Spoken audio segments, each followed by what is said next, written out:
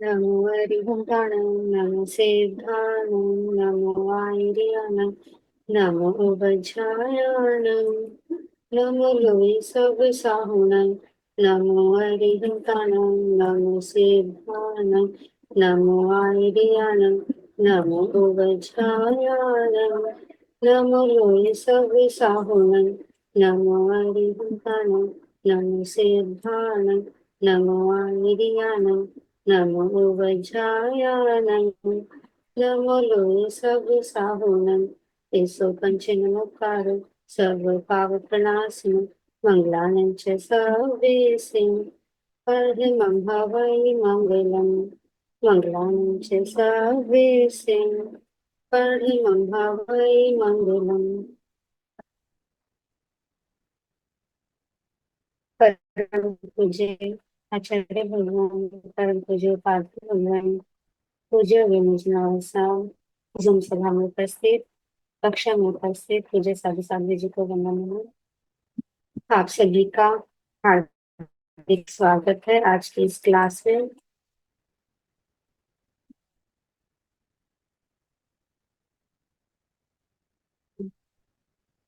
जैसा कि कल हमने सभी ने जाना था कि हम इस समर वेकेशन कैंप में जो हमें समय मिला है, सभी अपने अपने वीडियोस ऑन कर लीजिए। कोशिश कीजिए कि सभी वीडियो ऑन करके बैठें। इस कैंप के अंदर हमें मौका मिला है अपने जैन धर्म को समझने का, जानने का, ताकि उसको जानकर हम उसको फॉलो भी कर सके, समझ सके हमें क्या करना है, क्यों करना है और कैसे करना है। कल हमने एक ब्रीफ इंट्रोडक्शन दिया था, 25 बोल क्या होते हैं, थोकड़े क्या होते हैं।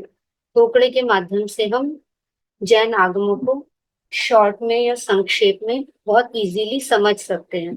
तो उनमें से ही एक बोल, एक थोपड़ा, जो कि हम जिसे जैन धर्म का सार भी कह सकते हैं, जिसे हम थोपड़ों का प्रवेश द्वार भी कह सकते हैं, या जिसे हम आगमों की कुंजी भी कह सकते हैं, जैन आगमों की कुंजी, वो है हमारा 25 बोल का थोपड़ा।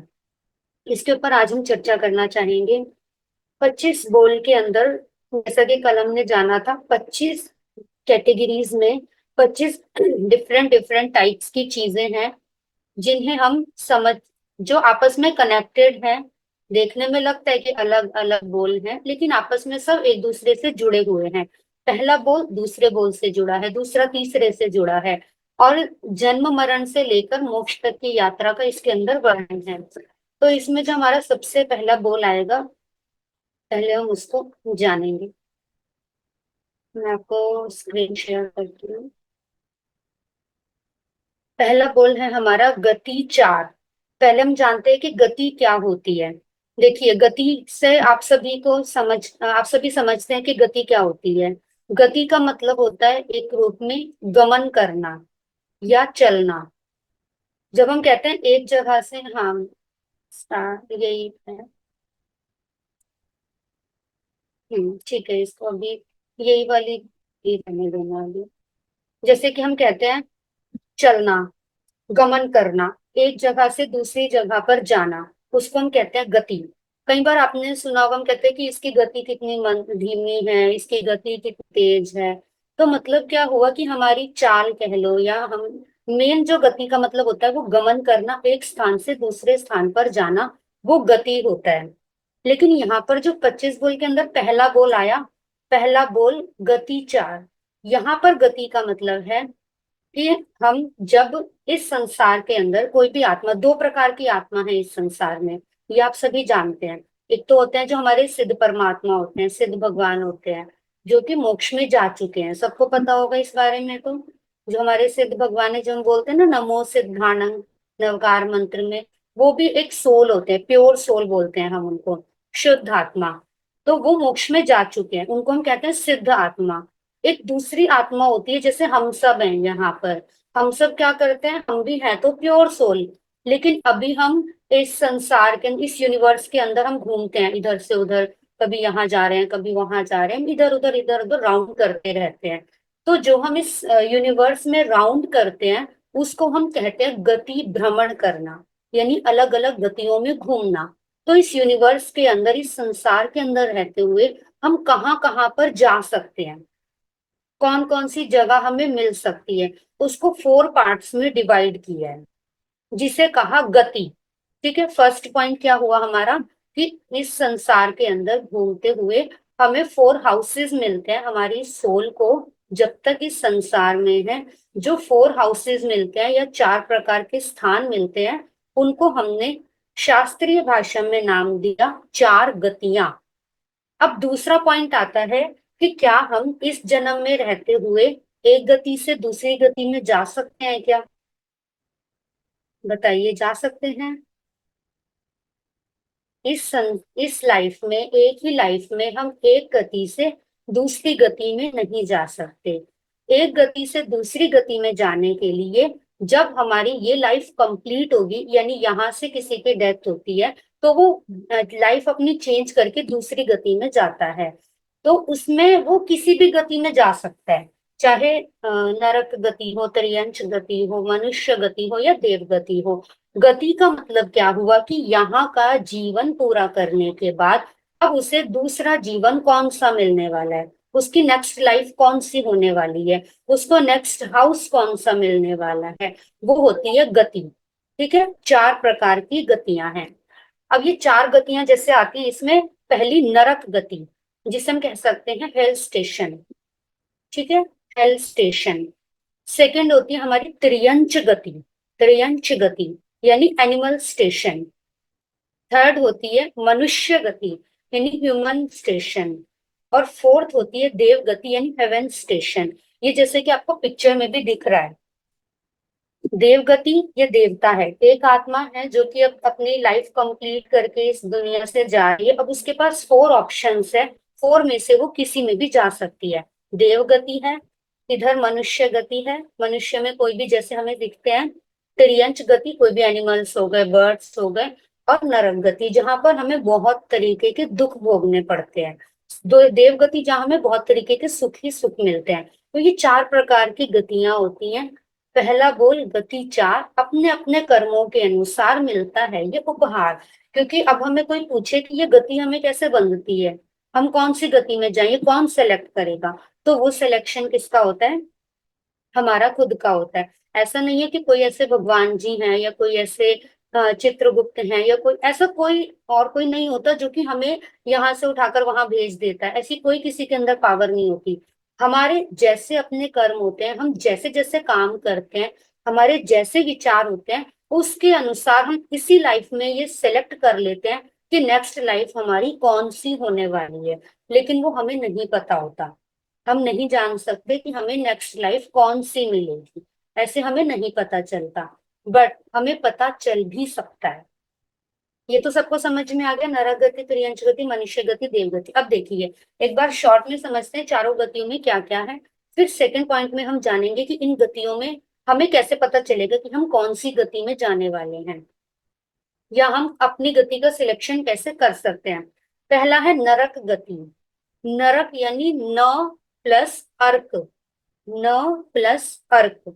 अर्क का मतलब होता है सूर्य, सूर्य यानी कि प्रकाश यानी सन। सन के अंदर क्या होती है, लाइट होती है ना, सूर्य के अंदर प्रकाश होता है। न यानी नो, नो मतलब नहीं, जहां पर सूर्य का प्रकाश नहीं है या जहां पर सुख का प्रकाश नहीं है, उसको हम कहते हैं नरक गति। नरक गति ऐसी जगह है, अभी जहां पर हम रह रहे हैं, हमसे नीचे बहुत बड़ी जगह है जहां पर नरक गति यानी कि नरक के जीव रहते हैं। वहां पर ना तो रोशनी है, ना ही भूख मिटाने के लिए कुछ साधन है, ना पीने के लिए पानी, वहां पर कुछ भी नहीं है। वहां पर केवल दुख ही दुख मिलते हैं। ऐसी होती है नरक गति। ठीक है, नरक गति में जैसे हमें बहुत तरीके के दुख मिलते हैं। पहला, हमें नरक गति में क्षेत्र की वेदना होती है। क्षेत्र की वेदना का मतलब होता है कि वहां पर मतलब एटमॉस्फेयर ऐसा होता है, जैसे अभी क्या टाइम है, अभी समर समर चल रहा है, तो समर के अंदर क्या हमें बहुत गर्मी लग रही है। तो क्यों लग रही है गर्मी, क्योंकि एटमॉस्फेयर ऐसा है, वातावरण ऐसा ही है, मौसम ऐसा ही चल रहा है। लेकिन यहाँ पर चेंज होता रहता है, और इतना होता है जितना हम सहन कर सकते हैं। और उस गर्मी से बचने के लिए हमारे पास बहुत सारे साधन भी होते हैं। लेकिन जो नरक गति के अंदर होता है, नरक गति के अंदर ना कोई रोशनी है, ना कोई पंखा है, ना कोई लाइट है, वहां पर कुछ भी नहीं है। नरक गति के अंदर क्षेत्र की वेदना, यानी वहां का एटमॉस्फेयर ऐसा होता है कि कुछ नरक ऐसी होती है, जैसे 3 नरक ऐसी होती हैं जिसमें इतनी गर्मी होती है कि आप सोचकर देखो, अगर यहाँ पर कोई लोहे का पूरा हिमालय पर्वत बना ले और उसको 1 सेकंड से भी कम लगा लो, उस अगर वहां 1 सेकंड के लिए भी नरक में जाकर रख दे, तो वो मतलब 1 सेकंड के अंदर बिल्कुल पिघल कर पानी बन जाएगा, इतनी गर्मी होती है वहां पर। ठंड जहाँ 3 बाकी के नरक है उसमें इतनी सर्दी होती है कि वहां से उठकर अगर कोई नारकी का जीव हिमालय पर्वत की चोटी पे चला जाएगा तो उसे लगेगा कि यहाँ तो बहुत गर्मी है, मतलब इतनी ठंड है वहां पर। वहां के मुकाबले में यहाँ कुछ भी नहीं है। वहां इतनी भूख लगती है, वो बेचारा भूख में तड़पता रहता है, रोता रहता है, दुखी होता रहता है, लेकिन उसे भूख मिटाने के लिए कुछ नहीं मिलता। ये होती है वहां की क्षेत्र की वेदना। अनंत भूख, अनंत प्यास, अनंत सर्दी, अनंत गर्मी, अनंत रोग, उसकी बॉडी में हर टाइम पे ईचिंग होती रहती है, हर टाइम उसकी बॉडी में फीवर होता रहता है, वो इतना दुखी होता है। सेकंड होती है वहां पर परस्पर वेदना। परस्पर का मतलब होता है जो नारकी जीव होते हैं, मतलब नरक में रहने वाले जो प्राणी होते हैं, वो एक दूसरे को देखकर बहुत जेलिस फील करते हैं और एक दूसरे से लड़ते झगड़ते रहते हैं, एक दूसरे को परेशान करते रहते हैं, मारते पीटते रहते हैं। वो होते हैं नारकी जीव, यानी एक दूसरे को भी वो दुख देते हैं।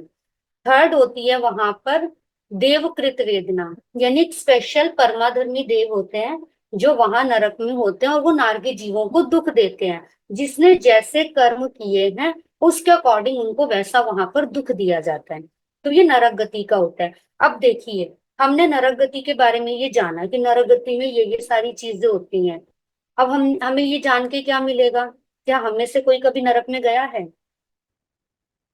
हम में से भी हम सब ऐसे हैं जो हम कभी नहीं, अनंत बार, अनेक बार, मतलब हम लोग भी बहुत बार नरक में गए होंगे। वहां के ये दुख हमने बहुत सहन करे होंगे। अब लेकिन क्या होता है, अब हमें इसे क्यों जानना है? हम ये जानते हैं कि वहां पर इतना दुख है, हमने भी वो दुख भोगा।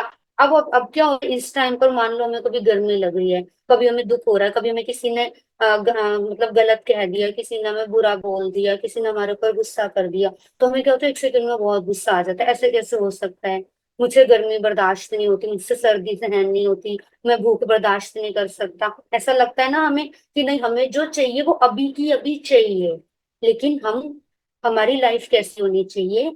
हमें जब जब ऐसा हो कि हमको ये चीज अभी की अभी चाहिए, हम किसी की बात नहीं सुनना चाहते, उस टाइम पर ये याद करना कि जब नरक गति में थे हम, तब भी तो हमने कितना कुछ सहन किया था ना।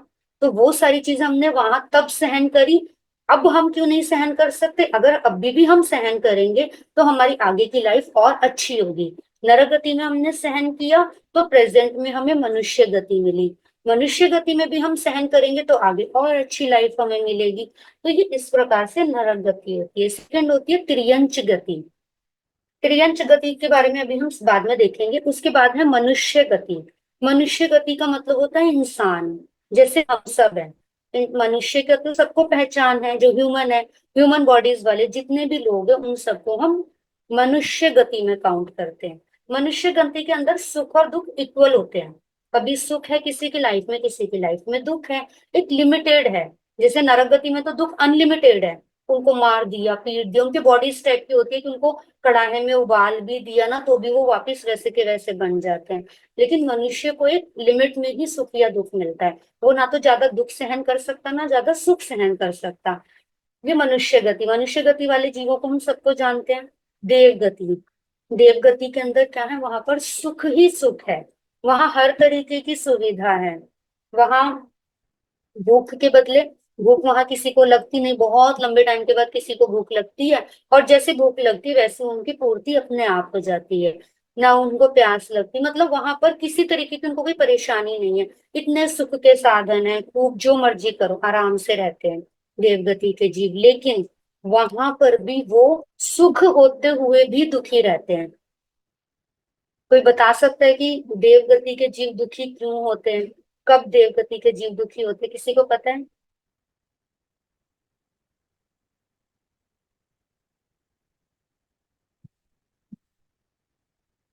जिनके वीडियो ऑन है वो आंसर देंगे। हाँ जी, प्रीति जी। देव गति में सुखी सुख बहुत है, पर वहां से देवता भी मोक्ष की प्राप्ति नहीं कर सकते हैं, इसलिए वो दुखी होते हैं। हाँ वो तो, लेकिन हर देवता तो नहीं दुखी होता, इसलिए जो जो ज्ञानी देवता हैं, जो सम्यक दृष्टि देवता हैं, वो इसलिए दुखी होते हैं क्योंकि उनको मोक्ष की प्राप्ति नहीं हो पाती। लेकिन जो बाकी के देवता हैं, वो क्या करते हैं, जो कोई और उनको सामने दिखता है कि हाँ उसके पास मुझसे ज्यादा है, क्योंकि जिसने जितना पुण्य किया होगा उसको उतना मिलेगा। जब देवताओं को लगता है मुझसे ज्यादा उसके पास है, तो वो उससे जेलिस कर करके दुखी होता रहता है। अरे इसको इतना कैसे मिल गया, इसके पास मुझसे ज्यादा कैसे आ गया। तो मतलब क्या है कि सारा सारा कुछ हमें सुख का साधन मिले, उसके बाद भी हम दुखी हो सकते हैं दूसरे से जेलसी करके, दूसरे के की चीजें देख के। आजकल कहते हैं ना कई बार कि कोई अपने दुख से दुखी नहीं है, दूसरे के सुख से दुखी है। तो देवगति के जीव भी ऐसे होते हैं बहुत सारे। लेकिन जो पहले से नॉलेज गेन करके जाते हैं, जो पहले से ज्ञान प्राप्त करके देवगति में जाते हैं, वो इसलिए दुखी नहीं होते कभी भी, वो संतुष्ट होते हैं। उनको अंदर शांति होती है, वो केवल ये इच्छा करते हैं कि हम भी वापस से मनुष्य बने और मोक्ष में जाएं। तो ये होता है देवगति के जीव। अब देखिए क्या होता है, देवगति के जीव हमें दिखाई नहीं देते, हमें नहीं दिखते, किसी किसी को दिखते हैं देव?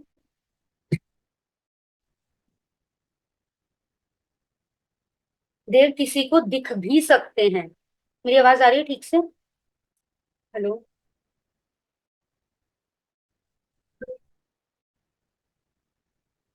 हेलो?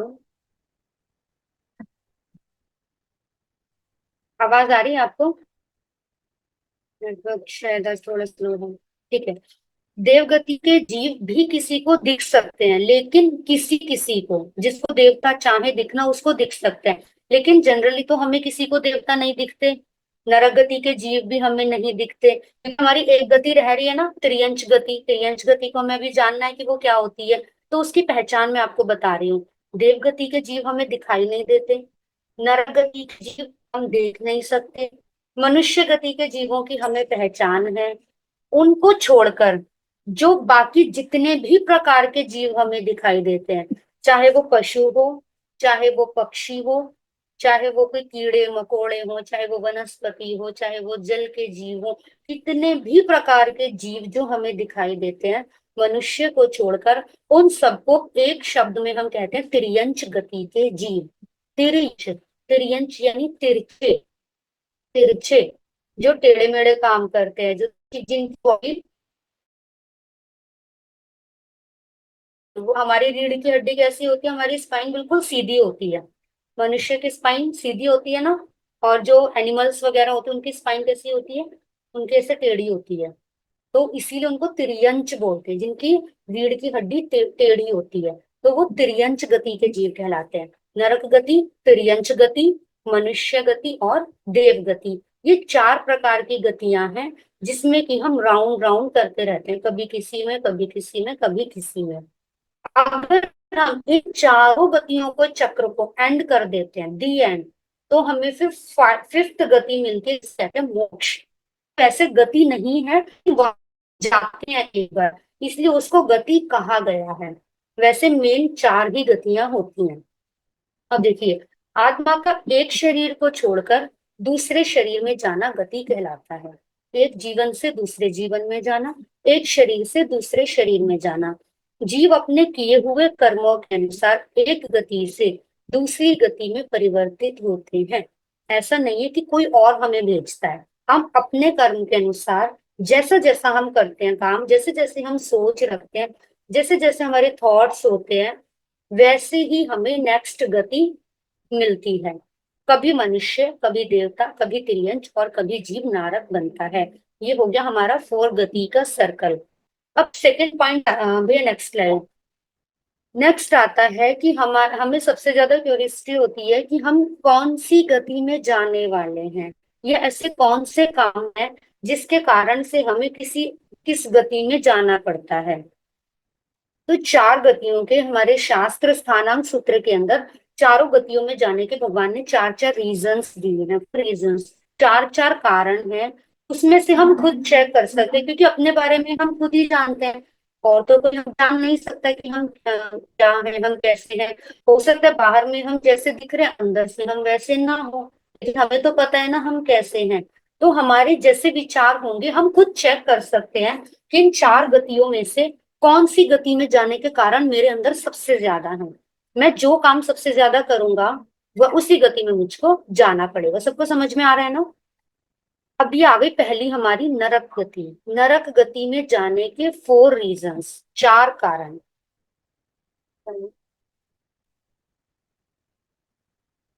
जैसे पहला आया महाआरंभ। महाआरंभ, आरंभ का मतलब होता है हिंसा का काम। आपने कई बार सुना होगा कि आरंभ समारंभ का काम। जो लोग ज्यादा साधु संतों के संपर्क में रहते हैं उनको तो ऐसे सुनने में आता होगा, आरंभ समारंभ मत करो ज्यादा। आरंभ समारंभ का मतलब क्या है? हिंसा के काम ज्यादा मत करो, जिससे किसी और जीवों को परेशान हो, जिससे किसी और को तकलीफ हो, ऐसे काम मत करो। तो पहला रीजन होता है महाआरंभ। एक तो है आरंभ। आरंभ तो सभी करते हैं, कोई भी ऐसा नहीं है इस संसार में जो थोड़ी भी हिंसा ना करता हो। हम अगर जी रहे हैं, हम खा रहे हैं, पी रहे हैं, हम चल रहे हैं, बोल रहे हैं, हंस रहे हैं, गा रहे हैं, तो हर चीज में थोड़ी बहुत हिंसा तो होती ही होती है, कुछ ना कुछ लगती है। आप गृहस्थ में हैं, गृहस्थ में आप भोजन बनाएंगे, आप सफाई करेंगे, आप घर को मेंटेन करेंगे, मकान बनाएंगे, कुछ भी काम करेंगे, फैक्ट्री चलाएंगे, आपको हिंसा लगेगी ही लगेगी। आप चाह कर भी उससे नहीं बच सकते। हाँ, वो बात अलग है, आप उसको कम कर सकते हो पर पूरा नहीं बच सकते। वो तो है एक आवश्यक हिंसा। आवश्यक मतलब नेसेसरी, जिसके बिना हमारा काम नहीं चल सकता। बट महाआरंभ का मतलब है ऐसी हिंसा जिसके अंदर अनंत जीवों की हिंसा होती है, जिसमें पांचों इंद्रिय वाले प्राणियों की भी हिंसा होती है। अभी आगे हमारा 6 काय का वर्णन आएगा तो हमें और समझ में आएगा। जिसके अंदर 6 काय के जीवों की हिंसा होती है, पृथ्वी की, पानी की, अग्नि की, वायु की, वनस्पति की, उसके अलावा पांचों इंद्रिय वाले एनिमल्स हो गए, बर्ड्स हो गए, बड़ी बड़ी फैक्ट्रीज हैं। अब उस फैक्ट्रीज के अंदर इतनी बड़ी बड़ी मशीनें हैं, कभी कोई डॉग आ गया, कभी कोई रैट आ गया, कभी कोई कैट आ गई, वो उसके बीच में आ गए, बेचारे कितने ही ऐसे मर जाते हैं, खत्म हो जाते हैं। कभी कोई मतलब पिजन है, कोई कोई भी बर्ड्स हैं, वो उनके अंदर आके मर जाते हैं। या फिर ऐसा ही कोई काम है जिनमें की ऐसी हिंसा होती है, कोई ऐसे चमड़े का काम कर रहा है कोई, या उसको यूज कर रहा है, तो जिसके कारण से जो अननेसेसरी हिंसा होती है, या पांच इंद्रिय वाले जीवों को भी जिसके कारण तकलीफ होती है, ऐसे काम कहलाते हैं महाआरंभ। हम केवल अपने शौक के लिए कर रहे हैं, हम केवल अपने ज्यादा से ज्यादा पैसा कमाने के लिए कर रहे हैं। हमारी लिमिटेशंस या हमारी जो जरूरतें हैं वो कम में पूरी हो सकती हैं, बट अपना स्टेटस और बढ़ाने के लिए, दुनिया में दिखाने के लिए हम और ज्यादा ऐसी हिंसा करते जा रहे हैं। तो उसको कहते हैं हम महाआरंभ। सेकंड आता है महापरिग्रह। महापरिग्रह का मतलब होता है, परिग्रह का मतलब होता है इकट्ठा करना। इकट्ठा करना, समेटना, बहुत सारी चीजों को संग्रहित करना, परिग्रह कहलाता है। एक तो होता है कि आपको जितनी जरूरत है आपके घर के हिसाब से आपने उतना रखा है, और एक होता है कि आप इतना परिग्रह, जो चीज मिल रही है आप लेते जा रहे हो, आप लेते जा रहे हो, आपकी कहीं कोई लिमिटेशन ही नहीं है। आपकी इच्छा इतनी बड़ी हुई है, इतनी बड़ी हुई है कि कहीं पर कोई कोई कंट्रोल नहीं है, कुछ नहीं है। आप रोज अगर आपको आज 1,000 का मुनाफा हुआ तो आपकी इच्छा होती है कल मुझे 2,000 का हो, परसों मुझे 5,000 का हो। मतलब इच्छाएं बढ़ती जा रही हैं चीजों के लिए। आपकी इतनी अटैचमेंट है कि आप उसको छोड़ना ही नहीं चाहते। कितना भी कुछ हो जाए, चाहे किसी की जान चले जाए, लेकिन मैं अपनी चीज नहीं दे सकता किसी को। अब एक तो चीजें ज्यादा होना, और दूसरा जितनी भी है उसमें अटैचमेंट जितनी ज्यादा होना। जितना हमारी आसक्ति होगी, जितना हमारा मोह होगा, जितनी हमारे अंदर लालसा होगी, वो जितनी ज्यादा लेवल की होती है, उसको हम कहते हैं महापरिग्रह। अपरिमित अनंत तृष्णा और परिग्रह की उत्कट लालसा। अपरिमित यानी जिसका कोई एंड ही नहीं दिख रहा, कितना भी आता जा रहा है उतनी आपकी और बढ़ती जा रही है, बढ़ती जा रही है, बढ़ती जा रही है। आप उसके लिए सब कुछ भूल गए, ना आपको धर्म याद है, ना आपको कर्म याद है, आपको कुछ भी याद नहीं है। आप सिर्फ उसी की धुन में लगे हो। कई बार लोग कहते हैं ना कि महाराज क्या करें, इतने बड़ा बड़ा व्यापार चल रहा है हमारा, हमें तो टाइम ही नहीं मिलता, हम एक नवकार मंत्र भी नहीं जप सकते। इतने सारे टाइम में आप एक नवकार मंत्र के जाप के लिए भी समय नहीं निकाल सकते। इसका मतलब आपकी इच्छा कितनी है कि आपको बस वही चाहिए, बस वही चाहिए। आपके पास कोई कमी नहीं है, लेकिन फिर भी हमारी इच्छाएं बढ़ती जा रही हैं। तो उसको कहते हैं महापरिग्रह। इसके लिए हमें सेल्फ कंट्रोल आना चाहिए। हमें जितनी नीड है, जितनी जरूरत है, हम केवल उतनी चीजें रखें। एक्स्ट्रा चीजों, हमारे मन में विचारो कि अगर मुझे 50 ड्रेसेस की जरूरत है, 100 ड्रेसेस की जरूरत है, तो मैं कम से कम इतना अपने आप में कंट्रोल कर लूं कि इससे ज्यादा मैं नहीं लूंगी। कुछ नियम व्रत हम कर सकते हैं कि इससे ज्यादा मुझे नहीं लेना। कम से कम एक बाउंड्री तो बनेगी ना। जब तक बाउंड्री, जिस छत की बाउंड्री नहीं होती, वहां से गिरने का डर हर समय बना रहता है। हमारी लाइफ में भी जिस लाइफ की बाउंड्री नहीं होती, उसका भी हमेशा पतन का डर रहता है। तो हमें लिमिटेशन के द्वारा अपनी बाउंड्री निर्धारित करनी चाहिए। ये हुआ महापरिग्रह। तीसरा आता है पंचेंद्रिय वध। पंचेंद्रिय वध का मतलब होता है जिसके पास पांचों इंद्रियां हैं। पांचों इंद्रियां समझते हैं ना? आंख, कान, नाक, जीवा और शरीर, स्पर्श। ये अभी शास्त्रीय नाम भी इसके आएंगे आगे के बोल में। जिसके पास पांचों इंद्रियां हैं, जिसके पास मन है, सोचने समझने की शक्ति है, ऐसे जीवों का वध करना, ऐसे जीवों की हिंसा करना, या फिर ऐसे कार्य करना जिसमें इनकी हिंसा होती ही है। जैसे मैंने अभी बोला था ना, चमड़े का व्यापार हो गया। जैसे मतलब इस तरीके के प्रोडक्ट्स बनाने, कोई चाहे ब्यूटिशियन के प्रोडक्ट्स हो, जिनमें कि आपको पता है पांच इंद्रिय की हिंसा होती ही होती है, लेकिन आप उसको इग्नोर करके भी वो काम कर रहे हैं, वो पंचेंद्रिय वध में आता है। आप कार से ड्राइव कर रहे हैं, आपको पता है कि सामने कोई ऐसे एनिमल्स आ गए।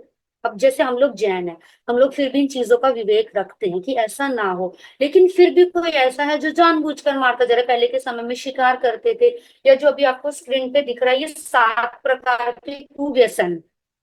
कुव्यसन मतलब बुरी आदतें, बैड हैबिट्स, जिनका हमारे धर्म में कहा जाता है कि जन्म से ही जैन अगर हम हैं तो हमें इन चीजों का त्याग रखना चाहिए। शिकार हो गया, बिना कारण जीव को मारना, किसी का शिकार करना, मांस का सेवन करना, शराब का सेवन करना, पर स्त्री गमन करना, यानी मतलब मैरिड लाइफ में होते हुए भी एक से ज्यादा किसी और से रिलेशंस रखना, वेश्यागमन करना, जुआ खेलना या चोरी करना, ये किसी भी टाइप्स में हो, ये 7 प्रकार की बैड हैबिट्स होती है जो हमें नरक गति तक लेकर जाती हैं। तो पंचेंद्रिय वध हो गया। इसके अलावा क्या हो गया? जैसे मतलब आजकल की लाइफ है, अक्सर लेडीज का होता है कि ठीक है, मतलब हमें तो अपनी लाइफ में आगे एंजॉय करना है, हमारी, हमें जैसे कोई है, बच्चे हैं, सब ठीक है, अपनी फैमिली कंप्लीट हो गई, और कभी किसी ने अबॉर्शन करवा लिया, कोई इस टाइप का स्टेप ले लिया, तो बिना कारण कई लोग कहते हैं कि मतलब स्टार्ट में तो ऐसा कुछ नहीं होता, वो बेबी नहीं है, उसको अगर अबॉर्शन भी हो गया तो कोई फर्क नहीं पड़ेगा, लेकिन ऐसा नहीं होता। अगर आपने करवाया है तो इसका मतलब आपको पंचेंद्रिय वध की हिंसा लगेगी ही लगेगी। और यहाँ तक कि वो नरक गति का कारण है तो आपको नरक गति में जाना पड़ेगा। इसीलिए हमें इन चीजों का विवेक रखना चाहिए कि कभी भी आपसे इस प्रकार की कोई हिंसा ना हो। कभी गलती से भी ऐसा हो गया तो आप उसका तुरंत प्रायश्चित लें। जिनको आप गुरु मानते हैं, जो भी आपके गुरु हैं, या अगर पर्सनली कोई गुरु नहीं है, तो जो भी ऐसे हो उनके पास जाएं, जाकर अपना अपराध स्वीकारें कि मुझसे कभी गलती से ऐसा हुआ था, कभी भी हुआ हो लाइफ में। आप जब मर्जी उसका प्रायश्चित कर सकते हैं, उसके बदले में मुझे कोई ऐसा दंड दो, कोई प्रायश्चित दो, जिससे कि मैं इस पाप से मुक्त हो सकूं, वरना वो नरक गति का कारण बनता है। तो पंचेंद्रिय वध। और चौथा आता है कुणिम आहार। कुणिम आहार का मतलब होता है मांस का सेवन, मांसाहार, स्वयं खाना। और या फिर मतलब इस प्रकार के होटल्स वगैरह में जो कि वेजिटेरियन भी है, नॉन वेजिटेरियन भी है। आजकल तो जैन लोग भी बहुत ऐसे हो गए जो कि केवल अपना स्टेटस बचाने के लिए, अपनी हाई स्टैंडर्ड की जो उनकी कंपनी है उसमें अपना बनाए रखने के लिए मांसाहार का सेवन करने लग गए। लेकिन मांसाहार से नरक गति का बंद होता है। तो ये 4 कारण है, महाआरम, महापरिग्रह, पंचेंद्रिय वध और पूर्णिमाहार। इसका सेवन करने से, पूर्णिमाहार में मांस, शराब, अंडा, ये सभी प्रकार का आता है। कोई भी अंडा कभी वेजिटेरियन नहीं होता। जिसको भी ये भ्रम हो कि अंडा वेजिटेरियन होता है, मैं आपको एक वीडियो शेयर करूंगी ग्रुप में, आप वो वीडियो देखना। उसमें बहुत अच्छे से क्लियर किया हुआ है कि कोई भी अंडा कभी भी शाकाहारी नहीं होता। तो ये है आपके 4 नरक गति के कारण। नेक्स्ट आते हैं त्रियंच गति के 4 कारण। Next slide. त्रियंच गति में जाने के 4 कारण कौन कौन से होते हैं? भैया चेंज करना। जैसे कि अभी मैंने आपको बोला था कि तिर्यंच गति यानी जो टेढ़ी गति है, जैसे लिखा भी देखिए, मनुष्य, नारक और देवों की ग्रोथ यानी वृद्धि ऊपर की ओर होती है, जबकि त्रियंचों के आजू बाजू त्रियंच है वो ऐसे बढ़ते हैं, वो ऐसे बढ़ते हैं, वो ऐसे नहीं बढ़ते ज्यादा। तो इनकी पीठ जो होती है वो आकाश की ओर होती है, वो त्रियंच गति की पहचान है। ये इसलिए उनका नाम ही त्रियंच है, यानी तिरछा यानी टेढ़ा मेढ़ा। त्रियंच गति में जाने के मुख्य चार कारण होते हैं। माया करना, माया क्या है? टेढ़ा मेढ़ा काम है ना, छल कपट, किसी के साथ धोखा करना, किसी के साथ छल करना, किसी मतलब हमने कहा कुछ और हम कर कुछ रहे हैं, हमने उसके विश्वास का फायदा उठाया, हमने उसको कहीं पर उसके व्यापार में बेईमानी करी, घर में बेईमानी करी, चोरी करी। ये जितने भी प्रकार के इस प्रकार के काम होते हैं उसको हम कहते हैं माया करना, छल कपट करना। सेकंड होता है निकृति। निकृति का मतलब होता है एक तो छल कपट हमने नॉर्मली किया, और एक निकृति यानी कि एक तो छल किया, दूसरा हमने उसको बातों ही बातों में, झूठ झूठ में इतना उलझा दिया, जैसे कहते हैं ना, ऐसे ऐसे ऐसे ऐसे अंदर अंदर अंदर अंदर अंदर, मतलब माया के अंदर और माया बढ़ाते चले गए, बढ़ाते चले गए, अपनी दुष्टता बढ़ाते चले गए, ढोंग ढोंग के अंदर उस बेचारे को पूरा हमने तबाह करके रख दिया। इस प्रकार की माया करना, इसको हम गूढ़ माया भी बोलते हैं। गूढ़ माया यानी कि माया, एक तो झूठ बोल, माया में झूठ तो होगा ही होगा, लेकिन उसको बचाने के लिए और झूठ का सहारा लेना। जिसे कहते हैं ना, एक झूठ से बचने के लिए 100 झूठ बोलने पड़ते हैं, तो उसे कहते हैं हम निकृति यानी गूढ़ माया।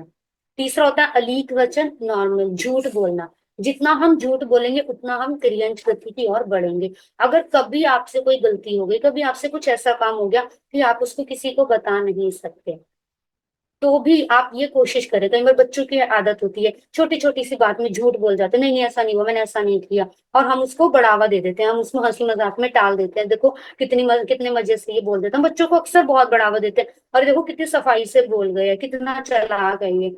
हम जितना हंस हंस के उसको और ज्यादा मतलब प्रोत्साहित करते हैं, वो बच्चा और उतना सोचता है कि मैंने बहुत अच्छा काम किया, वो और अच्छी सफेद झूठ बोलता है, और तरीके से झूठ बोलते हैं। हमें उसी टाइम, चाहे उसने इतना सा भी झूठ बोला ना, तो हमें उसी टाइम उसको रोकना चाहिए, नहीं बेटा ये गलत है, आपको यहाँ आपकी लाइफ में आगे और प्रॉब्लम्स आएंगे, आपको झूठ नहीं बोलना। ना कि हम उसको छिपाएं या फिर हम उसको और ज्यादा बढ़ावा दें। छोटा सा झूठ को बढ़ावा दिया तो वो झूठ और बढ़ता चला जाएगा। इसीलिए हम अपने लाइफ में झूठ का सहारा नहीं लेना चाहिए। इवन जैसे हम लोग के अंदर क्या होता है, हमारी अक्सर आदत होती है, लेडीज की तो मैक्सिमम होती है आदत, सुबह के टाइम बच्चे को उठाना है, हम क्या करेंगे, 6 बजे आपको उठाना है, आप उसको जब उठ जाओगे तो आप उसको बोलोगे बेटा 7 बज गए, फटाफट उठ जा, स्कूल का टाइम हो गया, 6:30 बज गए। आप एग्जैक्ट टाइम उसको कभी नहीं बताओगे, आप उसको आगे का टाइम बताओगे। और जब वो उठ के देखेगा बच्चा, अरे इतना टाइम हुआ, मम्मी की तो रोज की आदत है, मम्मी तो झूठ ही बोलती है, उससे भी पता चल जाता है कि आप झूठ बोलते हो। और वो उसी वो अपना टाइम उतना कवर कर लेता है, लेकिन फिर भी हैबिट क्या बन गई, उसको बोलना है कि भाई इतना टाइम हो गया, इतना टाइम हो गया, उठ जा। तो हमारा चाहे उसमें विचार गलत नहीं है, हम ये चाहते हैं कि ज्यादा टाइम बोलेंगे तो वो उठ जाएगा, लेकिन हमारे उतना बोलने से उसके अंदर झूठ के संस्कार पड़ जाते हैं। हमने सुबह उठते के साथ ही उसको झूठ बोलना सिखा दिया कि बेटा इतना सा झूठ तो बोला जाता है, चलता है, नहीं वो चीज हमें नहीं करनी। तो वो झूठ बोलना यानी त्रियंच गति का कारण है। आप उसे एग्जैक्ट टाइम बताओ, वो 1 दिन लेट होगा, 2 दिन लेट होगा, 3 दिन लेट होगा, अगली बार से उसको समझ में आने लग जाएगा कि नहीं मुझे मम्मा झूठ नहीं बोलती, इतनी सी बात में झूठ नहीं बोलती, तो वो खुद भी झूठ बोलते हुए डरेगा। नहीं तो वो आपको कहेगा आप भी तो बोलते हो झूठ, तो मैं क्यों नहीं बोल सकता, मैं भी बोल सकता हूँ। तो ये हमें ध्यान रखना चाहिए। चौथा होता है कूट तोल माप। कूट तोल माप का मतलब होता है कि जैसे जो व्यापारी लोग हैं वो नाप तोल में उन्होंने हेरा फेरी कर दी, कोई गड़बड़ कर दी, कहीं तराजू के नीचे कुछ लगा दिया, ये जितने भी प्रकार की इस तरीके की बेईमानी होती है उसको कहते हैं कूट तोल माप। इन चार कारणों से तिर्यंच गति का बंध पड़ता है। फिर आता है मनुष्य गति। मनुष्य गति के चार कारण होते हैं। भद्रता, भद्रता का मतलब सरलता, सीधा मतलब जो छल कपट है उसका अपोजिट हो गया सरलता। सरलता यानी कि जैसे हम अंदर से हैं वैसे हम बाहर दिखा रहे हैं, हमारे अंदर कोई धोखेबाजी नहीं है, हमारे अंदर कोई बेईमानी नहीं है। अगर हम गलत करते हैं तो हम गलत बता देते हैं, हम अच्छा करते हैं तो हम अच्छा बता देते हैं। हालांकि कुछ लोग बोलते हैं कि महाराज आजकल तो ऐसी सरलता होने का जमाना नहीं है, आजकल जमाना नहीं है कि इतना कोई भोला बने, भोला नहीं बनना है हमें। हमें मतलब समझदार बनना है, पर हमें चालाक नहीं बनना है। चालाकी हमें कपट की ओर लेकर जाती है, समझदारी हमें सरलता की ओर लेकर जाती है। हमें कहाँ पर किस तरीके का जवाब देना है, क्या बात कहनी है क्या नहीं कहनी, वो होनी चाहिए हमारे अंदर समझदारी। लेकिन फिर भी किसी को फायदा उठाना, किसी के साथ विश्वासघात करना, किसी के साथ कपट करना, वो चीज हमारे अंदर नहीं होनी चाहिए। तो जितनी हमारे अंदर सरलता होगी वो मनुष्य गति के बंध का कारण है। मन जैसे मन में विचार है, वैसा हमारा वाणी पर है, वैसा हमारा आचरण है। अब कई बार क्या होता है, घर में कोई गेस्ट आया, आप नहीं चाहते, आप आराम से अपना काम वगैरह निपटा के बैठे बड़े आराम से कि चलो अब तो चैन की नींद सोएंगे, इतने में डोरबेल बजी, आप गए, अरे गेस्ट, अब अंदर से तो इतना गुस्सा चढ़ रहा है इस टाइम पर क्यों आ गया, इतनी मुश्किल से तो काम निपटा था, और बाहर से हम उसको क्या बोलेंगे, आओ आओ वेलकम है, और कब आए, इतनी कैसे आए, यहीं पर रहना, ये वो करके हम उसको कितनी फॉर्मेलिटीज करेंगे। वो क्या कपट है, वो भी एक तरीके का। अंदर से तो आप उसको गाली दे रहे हो, जल्दी जाए जल्दी जाए, और बाहर से आप उसको कह रहे हो रुको ना, और रुको ना, और रुको ना। तो वो कहीं ना कहीं छल कपट होता है। अंदर से भी हमारे अंदर ये होनी चाहिए कि चलो ठीक है, आया है, ऐस आपको करना तो उसका फिर भी है। अगर आप अंदर से गालियां दे दे के करोगे तो आपको कपट का दोष लगेगा, और अंदर से भी खुश होके करोगे तो वो आपकी सरलता भी रहेगी, और काम आपका फिर भी उतना ही टाइम लगेगा और काम भी उतना ही होगा। तो सरलता। सेकंड आता है नम्रता। नम्रता का मतलब अहंकार रहित स्वभाव, घमंड से के बिना, घमंड ना हो, अहंकार ना हो, अभिमान ना हो, नम्रता हो, विनय हो, शालीनता हो, उसको हम कहते हैं नम्रता, झुके हुए। तीसरा होता है अनुकंपा। अनुकंपा का मतलब होता है कोई भी जीव है, चाहे छोटा है या बड़ा है, इंसान है, पशु है, पक्षी है, हर किसी के प्रति हमारे मन में करुणा का भाव हो। उसके दुख को देखकर अगर हमें अंदर में दुख का एहसास होता है, तो समझना हमारे अंदर अनुकंपा है। अनुकंपा सम्यक दर्शन का एक लक्षण है। जिस जीव के अंदर अनुकंपा नहीं होती उसको हम अभवी जीव कहते हैं। जो कभी मोक्ष में नहीं जा सकता, उसमें अनुकंपा नहीं होती। भवी जीव का स्वभाव है अनुकंपा। तो दूसरे के दुख को देखकर अगर हम उसका दुख मिटा नहीं सकते, तो भी अंदर से भावना तो कर सकते हैं ना, अनुकंपा तो रख सकते हैं ना, कि इसका भी भला हो। जब जब हमें मन करे, हम कोई शौक है, मतलब अपने शौक पूरे कर रहे हैं, हम कुछ ऐसा कर रहे हैं, हमें पता है उसमें इतने जीवों की हिंसा हो रही है। अब देखिए, अब जैसे कई बार हम लोग स्विमिंग पूल में, वहाँ स्विमिंग पूल है वहां पर जा रहे हैं, स्विमिंग कर रहे हैं, या कुछ इस टाइप की हम मतलब फ्लाइट्स वगैरह कुछ भी ऐसा हमारा चल रहा है, हमें पता है उसमें हिंसा होती है। ठीक है, लेकिन एक आपकी लाइफ जो बनी हुई है, लाइफ स्टाइल आपका ऐसा है, आप वो करते हैं, पर फिर भी आप पूरा उसको नहीं छोड़ते, पर उन जीवों के प्रति अनुकंपा भाव रखकर आप कुछ लिमिटेशन कर सकते हैं। पूरा साल है आपके पास, पूरे साल में हर दिन तो आप नहीं जाते कहीं पूल में नहाने या फिर कहीं घूमने फिरने नहीं जाते। आपको पता है आप साल में 2 बार चले जाओगे, 3 बार चले जाओगे, सबकी अपनी अपनी है, कोई कितनी बार। तो कम से कम हम अपनी लिमिटेशन कर सकते हैं कि मैं साल में केवल इतनी बार ही पूल में स्नान करूंगी, मैं साल में इतनी बार ही वहां जाऊंगी, मैं साल में इतनी बार ऐसा करूंगी। आप ज्यादा से ज्यादा रख लो, आप 10 रख लो, 15 रख लो, कोई दिक्कत नहीं है। कम से कम 365 दिन का जो लग रहा है उसमें तो लिमिटेशन हो जाएगी, कुछ तो उन जीवों के प्रति अनुकंपा का भाव रहेगा। तो ऐसी लिमिटेशंस करके हम छोटे छोटे नियमों से अपनी लाइफ में पुण्योपार्जन भी कर सकते हैं, कर निर्जरा भी कर सकते हैं। अनुकंपा। फिर आता है अमात्सर्य, यानी ईर्ष्या रहित स्वभाव। ईर्ष्या यानी कि जो हमें किसी के आगे बढ़ते हुए देखे हमें जेलसी होती है, ये आगे क्यों बढ़ गया, इसका ऐसा क्यों हो गया, इसको इतना प्रॉफिट क्यों मिल रहा है, नहीं, उसके कर्म उसके साथ है, मेरे कर्म मेरे साथ है। उसके उससे अगर मैं ईर्ष्या करूंगा तो भी मुझे तो फिर भी कुछ नहीं मिलेगा, मेरे साथ तो जैसा हो रहा है वैसा ही रहेगा। बल्कि उससे जेलसी करके हम अपनी लाइफ को और ज्यादा पीछे कर लेते हैं। जैसे मोमबत्ती होती है ना, मोमबत्ती जलती जाती है और छोटी होती जाती है, ऐसे ही हम जेलसी में जलते जाते हैं और छोटे होते जाते हैं। तो जितना हमारा ईर्ष्या रहित स्वभाव होता है, जितनी हमारे अंदर सहनशीलता होती है, इसी में एक रीजन सहनशीलता भी होता है।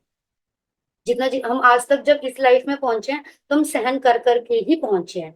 जितना हमने सहन किया उतना हम यहाँ तक पहुंचे। अगर हमारे अंदर सहनशीलता नहीं होती तो मनुष्य गति तक नहीं पहुंच सकते थे। तो सरलता, विनयशीलता, सहनशीलता, अनुकंपा और ईर्ष्या रहित स्वभाव, ये 4 कारण है जिससे हम मनुष्य गति का वर्णन करते हैं।